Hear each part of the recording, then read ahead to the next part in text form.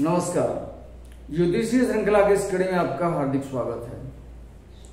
अभी हमारा अध्ययन का विषय चल रहा है ग्रहों की महादशा और उनकी अंतर्दशा तथा उनका फल क्या होगा, इस विषय में अभी हम जानकारी प्राप्त कर रहे हैं।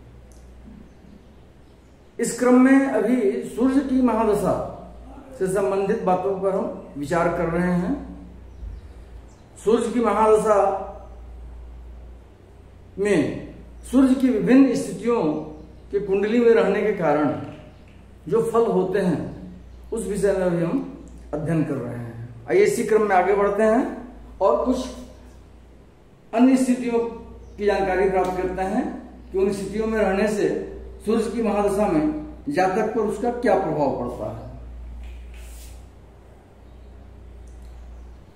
परम नीच सूर्य की महादशा में जातक के माता पिता की जीवन हानि संभव होती है।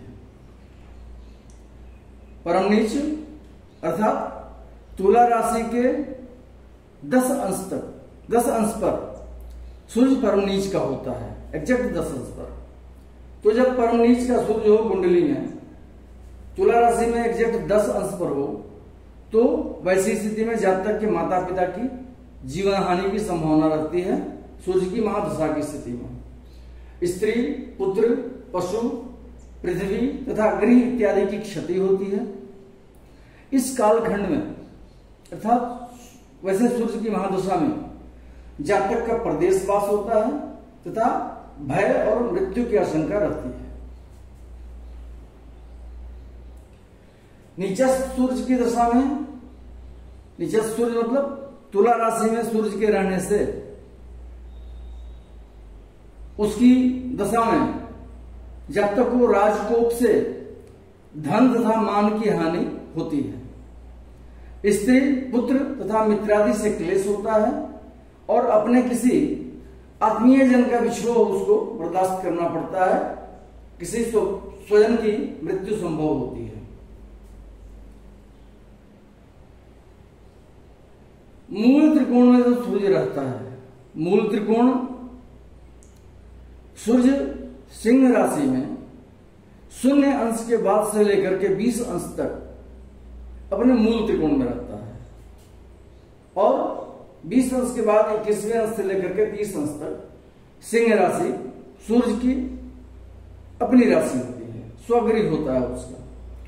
तो जब मूल त्रिकोण में सूर्य होता है कुंडली में तो वैसे सूर्य की दशा में जातक को स्त्री, पुत्र, कुटुंब, पृथ्वी, राजसुख, धन, पशु और वाहन इत्यादि से जातक को सुख प्राप्त होता है तथा पद एवं मान की प्राप्ति होती है, प्रतिष्ठा की प्राप्ति होती है जातक को।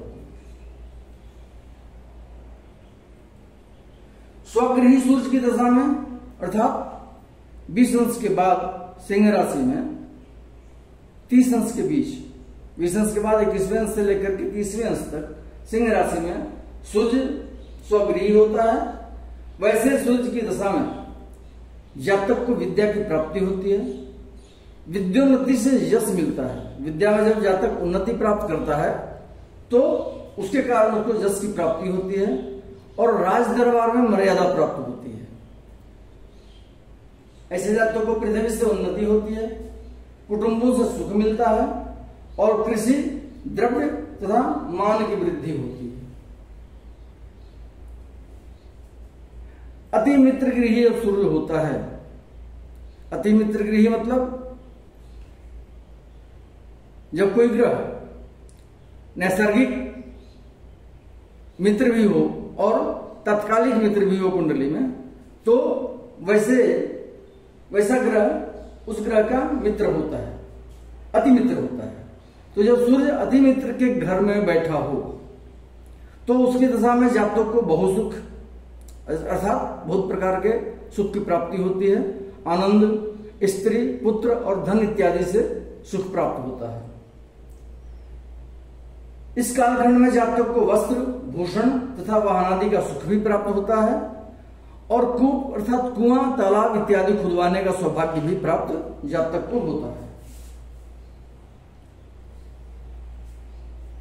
मित्र गृही सूर्य होने से, अर्थात मित्र के घर में सूर्य के स्थित होने से उसकी दशा में जातक को अपनी जाति द्वारा सम्मान प्राप्त होता है, पुत्र, मित्र तथा राजा से सुख प्राप्त होता है, अपने बंधु वर्गों से प्रेम बढ़ता है, पृथ्वी की प्राप्ति होती है, भूमि लाभ होता है और वस्त्र भूषण तथा वाहन आदि का सुख प्राप्त होता है। समगृही सूर्य होने से उसकी दशा में कृषि, पृथ्वी और पशु आदि से सुख प्राप्त होता है। समगृही अर्थात न तो मित्र न शत्रु, ये जितना भी है, या अतिमित्र हो या मित्र हो, समगृही हो या शत्रु हो, सबको हम पंचधा मैत्री से ही देखेंगे। तत्कालिक स्थिति क्या है और नैसर्गिक स्थिति क्या है, दोनों का सम्मेलन करके कौन सी स्थिति बन रही है, क्या अतिमित्र है, मित्र है, शत्रु है, अतिशत्रु है या सम है वह ग्रह। तो इस सूत्र में कहा जा रहा है कि यदि सूर्य कुंडली में समगृही हो, वैसा ग्रह जो उसका न्यूट्रल हो पंचधा मैत्री में, उसके घर में बैठा हो सूर्य, तो उसकी दशा में कृषि, पृथ्वी और पशु आदि से जातक को सुख प्राप्त होता है। कन्या संतान की उत्पत्ति का सौभाग्य होता है और अपने जनों से समभाव रहता है, न तो मित्रता होती है न शत्रुता होती है, समभाव की स्थिति रहती है। परंतु वैसा जातक उस महादशा में ऋण के बोझ से दबा रहता है और उससे कष्ट पाता है, त्रस्त रहता है।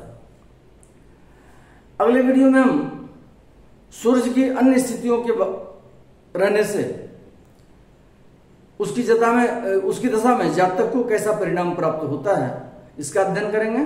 नमस्कार।